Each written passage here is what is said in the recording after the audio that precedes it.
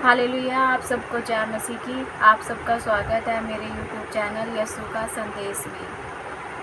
धन्यवाद करते हैं परमेश्वर का जिसने हमें आज का दिन दिखाया, हमें जीवितों की दुनिया में जीवित रखा, हमें बीमारियों से बचा के रखा। उसके लिए हम परमेश्वर का धन्यवाद करते हैं। विश्वास में बने रहिए। विश्वास ही सबसे बड़ी चीज़ है। विश्वास को बनाए रखने के लिए प्रार्थना, आराधना और बाइबल को प्रतिदिन पढ़ते रहिए। धन्यवाद करते हैं परमेश्वर का जिसने हमें बाइबल को पढ़ने के लिए ये अच्छा समय दिया। चलिए चलते हैं हम आज अपने वचन की ओर। आज हम मत्ती के नया नियम में मत्ती के 4 अध्याय को पढ़ेंगे। आशा करती हूँ कि आप सब इस वचन को ध्यान से सुनेंगे। ये वचन आपके जीवनों में 100 गुना 1000 गुना फलों को लेकर आए और आपके जीवनों में अच्छे कार्यों को करे। चलिए शुरू करते हैं। यीशु की परीक्षा। तब आत्मा यीशु को जंगल में ले गया ताकि इब्लिस से उसकी परीक्षा हो। वह 40 दिन और 40 रात निराहार रहा। तब उसे भूख लगी। तब परखने वाले ने पास आकर उससे कहा, यदि तू परमेश्वर का पुत्र है तो कह दे कि ये पत्थर रोटियां बन जाए। यीशु ने उत्तर दिया, लिखा है, मनुष्य केवल रोटी ही से नहीं परंतु हर एक वचन से जो परमेश्वर के मुख से निकलता है जीवित रहेगा। तब इब्लिस उसे पवित्र नगर में ले गया और मंदिर के कंगूरे पर खड़ा किया और उससे कहा, यदि तू परमेश्वर का पुत्र है तो अपने आप को नीचे गिरा दे, क्योंकि लिखा है, वह तेरे विषय में अपने स्वर्गदूतों को आज्ञा देगा और वे तुझे हाथों हाथ उठा लेंगे, कहीं ऐसा न हो कि तेरे पाँव में पत्थर से ठेस लगे। यीशु ने उससे कहा, यह भी लिखा है, तू प्रभु अपने परमेश्वर की परीक्षा न कर।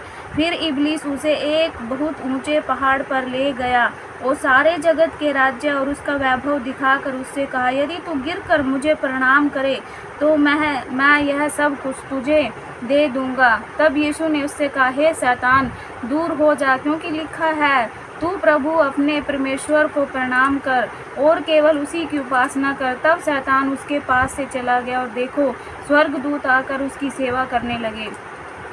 यीशु के सेवा कार्य का आरंभ। तब जब उसने यह सुना कि यूहन्ना बंदी बना लिया गया तो वह गलील को चला गया और वह नासरत को छोड़कर कफरनहूम में जो झील के किनारे जबूलून और नप्ताली के देश में जाकर रहने लगा, ताकि जो यशायाह भविष्यवक्ता के द्वारा कहा गया था वह पूरा हो। जबूलून और नप्ताली के देश झील के मार्ग से यरदन के पार अन्य जातियों का गलील। जो लोग अंधकार में बैठे थे उन्होंने बड़ी ज्योति देखी, और जो मृत्यु के देश और छाया में बैठे थे उन पर ज्योति चमकी। उस समय से यीशु ने प्रचार करना और यह कहना आरंभ किया, मन फिराओ, क्योंकि स्वर्ग का राज्य निकट आया है। प्रथम चेलों का बुलाया जाना। गलील की झील के किनारे फिरते हुए उसने 2 भाइयों अर्थात समोन को, जो पतरस कहलाता है, और उसके भाई अंद्रियास को झील में जाल डालते हुए देखा, क्योंकि वे मछुए थे। यीशु ने उनसे कहा, मेरे पीछे चले आओ तो मैं तुमको मनुष्यों के पकड़ने वाला बनाऊंगा। परंतु वे तुरंत जालों को छोड़कर उसके पीछे हो लिए। वहां से आगे बढ़कर यीशु ने और 2 भाइयों अर्थात जब्दी के पुत्र याकूब और उसके भाई यूहन्ना को देखा। वे अपने पिता जब्दी के साथ नाव पर अपने जालों को सुधार रहे थे। उसने उन्हें भी बुलाया। वे तुरंत नाव और अपने पिता को छोड़कर उसके पीछे हो लिए। यीशु का रोगियों को चंगा करना। यीशु सारे गलील में फिरता हुआ उनके आराधनालयों में उपदेश करता और राज्य को सुसमाचार प्रचार करता, लोगों की हर प्रकार की बीमारी और दुर्बलता को दूर करता रहा। और सारे सीरिया देश में उसका यश फैल गया और लोग सब बीमारों को, जो नाना प्रकार की बीमारियों और दुखों में जकड़े हुए थे और जिनमें दुष्ट आत्माएं थी, और मिर्गी वालों और लकवे के रोगियों को उसके पास लाए और उसने उन्हें चंगा किया। गलील और दिकापुलिस, यरूशलेम, यहूदिया और यरदन नदी के पार से भीड़ की भीड़ उसके पीछे हो ली। आमीन। आशा करती हूँ कि आपको मेरा ये वचन अच्छा लगे, आप इसे पढ़ें और सुने। अगर आपको अच्छा लगे तो लाइक करें, शेयर करें और सब्सक्राइब करें। सबको जय मसीह।